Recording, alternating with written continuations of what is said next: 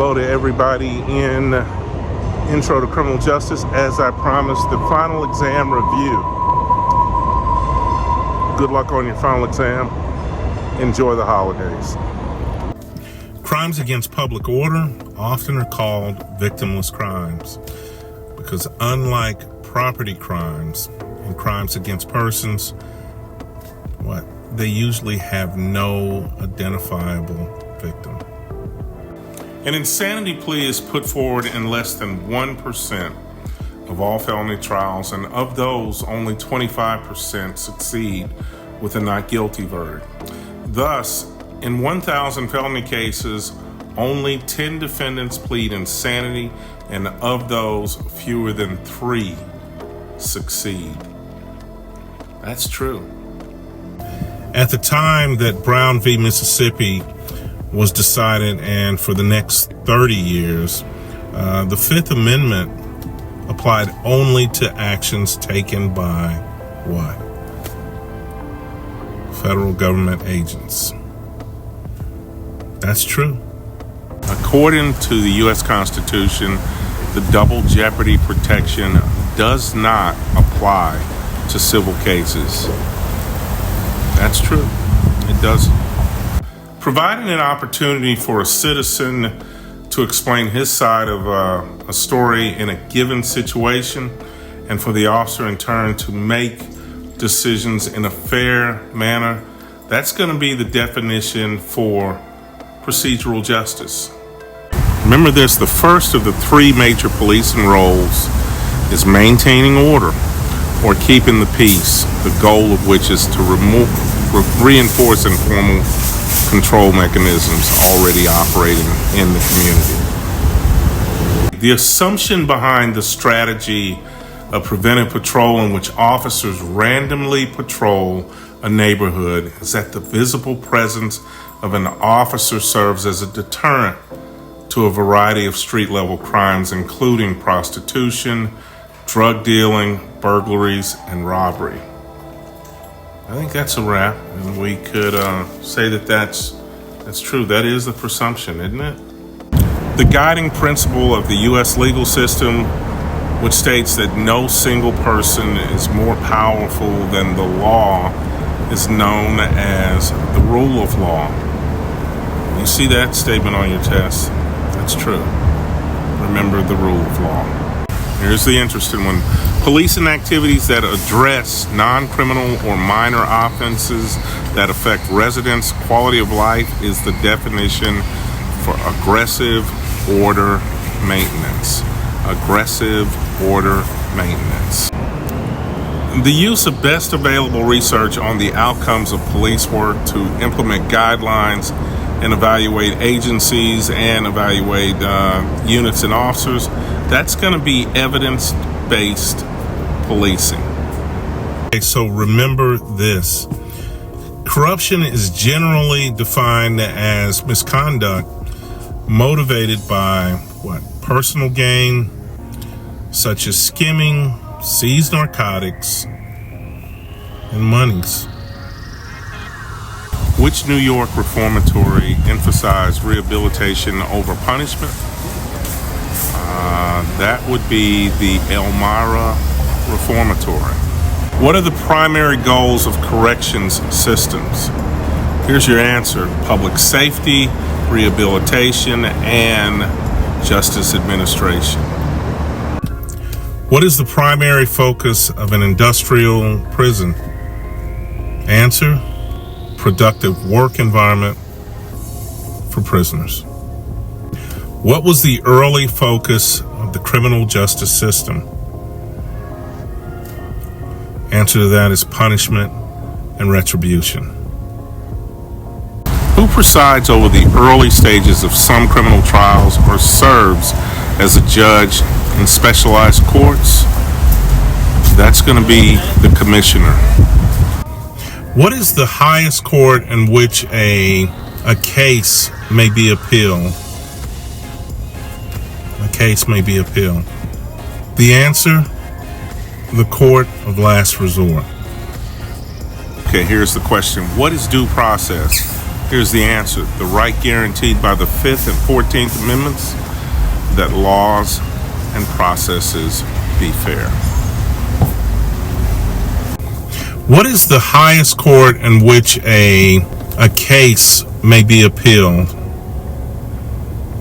A case may be appealed. The answer, the court of last resort. What happens during jury deliberations in a capital punishment trial? Here's your answer. The jury determines the defendant's guilt or innocence. Which stage allows both sides to challenge the credibility and accuracy of the witness testimonies? Well, you know the answer to that. That would be the cross-examination. All right, so which groups are disproportionately affected by the death penalty, according to the studies, right? The answer to that, racial and ethnic minorities. Which fundamental human right is argued to be violated by the death penalty? The answer here is the right to life. What is the term, and I quote, beyond a reasonable doubt? Well, that's the standard of proof required to criminally convict someone.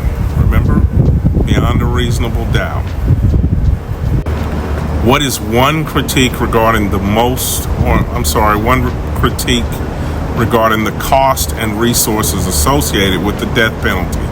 Well, one critique is that resources could be better allocated to crime prevention.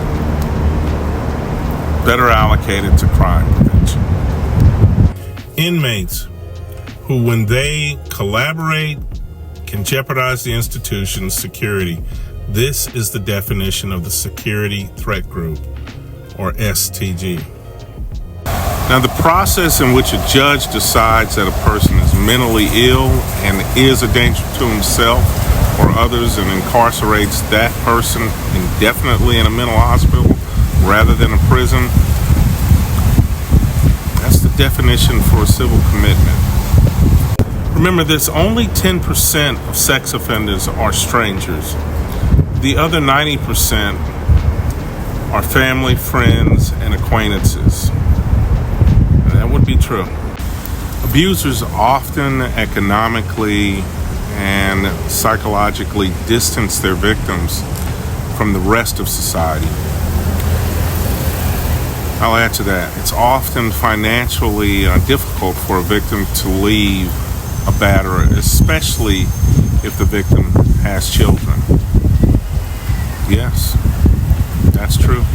Victim recidivism, or repeat victimization, occurs when a person, household, or business is victimized more than once.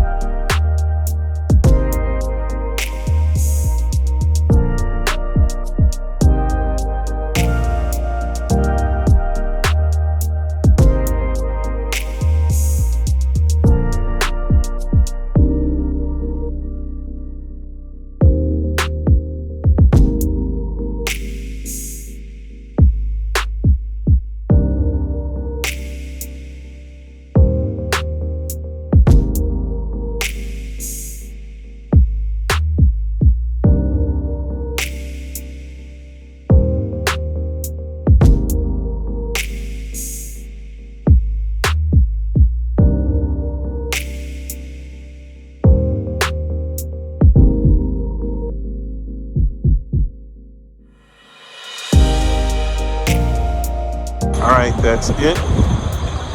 It's been a pleasure working with you. Good luck on your exam. And hopefully I'll see some of you next semester.